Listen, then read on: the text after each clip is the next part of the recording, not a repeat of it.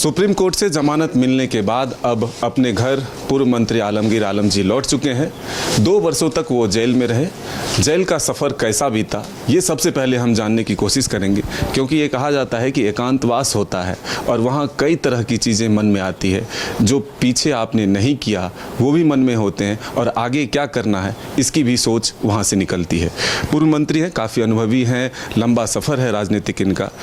तो ये कहा जाता है कि राजनेताओं के पास अगर उनके समर्थक हों तो वही उनकी ताकत होती है और उसी से इनको दूर रखा गया 2 वर्षों तक। अपने समर्थकों से दूर 2 वर्ष कैसे बीते? देखिए, निश्चित तौर पर वर्कर्स से, लोगों से दूर रहे, परिवार से दूर रहे, तो निश्चित तौर पर तकलीफ तो महसूस हुई। लेकिन वहाँ पर समय हमको पर्याप्त मिला पढ़ने लिखने का, ज़्यादा पढ़ने का, हर तरह की चीज़ों को हमने पढ़ा। एक कहा जा सकता है कि हमको एक रेस्ट मिला था 2 साल कि लंबा 2 समय में हम परिवार से तो कांटेक्ट होता ही था, करके हर हफ्ता में 2 बार 3 बार परिवार से लोग से मिलते थे। क्षेत्र के लोग भी जो जाते थे वो उसका भी भेंट कर लेते थे लोग से, और सैकड़ों लोग यहाँ भी आते थे तो उनका भी क्या प्रॉब्लम है नहीं है वो भी डिस्कस हो जाता था। जो उसको अनारों को देखना है, उसको देखना है, इसको देखना है, रमेश को देख लेना है, उसका ये सब बात होती थी। तो दूर रहकर भी अपना जनता के तो हम नज़दीक रहे, दिल में रहा ये लोग हमारा। और वहाँ पर जाकर जो है समय हमें मिला जानने को, पढ़ने का, अपने और पराया को पहचानने का भी समय हमको मिला उसमें, यही कह सकते हैं। खुद के भी आत्ममंथन होते हैं कि इस भाग दौड़ भरी जीवन में हमने ये काम नहीं किया, ये एहसास होता है। तो अगर आप वापस आए हैं तो कोई एक मन में ऐसा चीज़ आया कि नहीं, निकलने के बाद सबसे पहले ये करेंगे? देखिए, हमारा ज़िंदगी का यही रहा कि हम जो बोले, कल क्या होगा कुछ नहीं जानता है, अभी तो केस हमारा चल ही रहा, लेकिन हम देने के काम का किए, लेने के काम नहीं किए।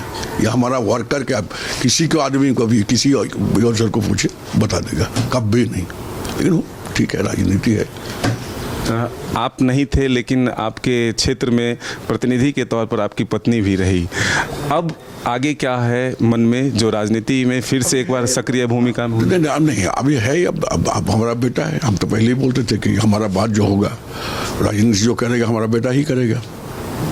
हम तो पहले ही, आपको जब हम मंत्री थे उस समय ये लोग भी जानता, मेरा वर्कर को बोले थे जो हमारे इस बार लास्ट टर्म में अब जो करेगा तनवीर को आप लोग पसंद करते हैं, हम तनवीर को नहीं है, तनवीर अपना जगह बनाया। ऐसा होता है ना, थोप देना, तो थोप हम कभी नहीं दिए थे, अपना वो घूम कर अपना पोजीशन बनाया था और उस लायक था भी। और उन्होंने चुनाव में पूरा मैनेजमेंट उसी का हाथ में था। हमारा पत्नी तो घरेलू औरत थी।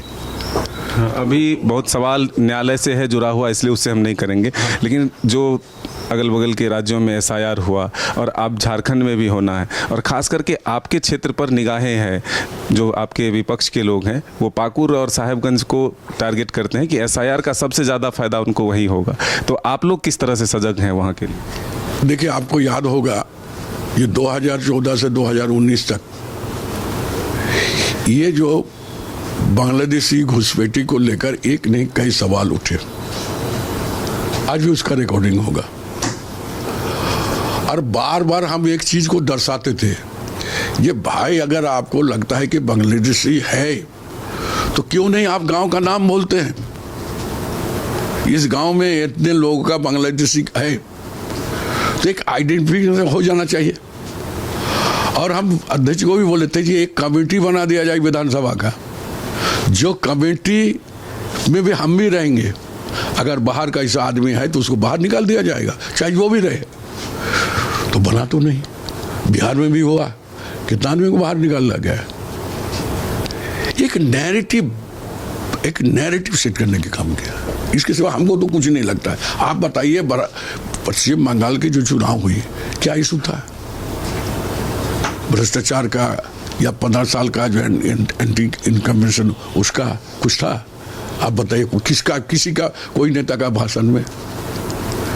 हम राजनीति करते हैं डेवलपमेंट के लिए, हम राजनीति करते हैं हर इंसान के लिए, हर तबके के लिए हम राजनीति करते हैं। डेवलपमेंट सारे लोग का होना चाहिए, पर्टिकुलर किसी एक कम्युनिटी, एक आदमी को नहीं होना चाहिए। यही ना मेरा राजनीति है। एक आखिरी सवाल, अब आप बाहर आ चुके हैं, पार्टी के शीर्ष पद पर भी रहे प्रदेश स्तर पर और काफ़ी वरिष्ठ लोग हैं आपके पास, कल से कई नेता पहुंच चुके होंगे, लेकिन कुछ शिकायतें आप तक पहुंची होंगी कि पार्टी में सब ठीक नहीं चल रहा है, क्या इस पर आपके फोकस? इस पर हम कोई चर्चा भी नहीं किए और अभी हम चर्चा भी नहीं करना चाहते हैं। अभी हमने कहा कि अब जेल से निकल कर आए हैं, पहले हम स्वास्थ्य के ऊपर ध्यान देंगे, फिर अपना क्षेत्र मार्गदर्शन देंगे। नहीं, अभी तो इस सब का सवाल ही नहीं पैदा। अभी तो हमने जेल से निकलकर पहले अपना स्वास्थ्य पर ध्यान दे रहे हैं। स्वास्थ्य को जब डॉक्टर के पास जाएंगे, सब चेकअप पूरा कराएंगे, फिर उसके बाद हमारा बकरीद होता है, उसमें घर जाएंगे, फिर हम हर गांव जाने का हम इन लोग को बोले वहाँ से लौट कर आएंगे। अगर हमारा आला कमान हमसे कुछ पूछे तो फिर हम बात करेंगे, नहीं पूछे कोई बात नहीं करेंगे। कोई एक प्राथमिक वर्क जो जेल से आने के बाद पहले करना है? नहीं, ऐसा कोई सोच कर नहीं आया। तो ये थे आलमगीर आलम जी जो साफ तौर पर कह रहे हैं कि एकांतवास रहा इनके लिए। कई लोग राइटर बनकर भी जेल से निकलते हैं और कई लोग मंथन करके जो कमियां रहती है उसको पूरा करने की कोशिश करते हैं। तो कई तरह की बातें इनके मन में भी है, पहले स्वस्थ हो जाएंगे फिर उन कार्यों को ये ज़मीन पर उतारेंगे। अपने सहयोगी नूतन के साथ मदन सिंह, न्यूज़ बाइस्कोप रांची। घर रहने का मकान भर नहीं, ये खुशियों की तिजोरी है।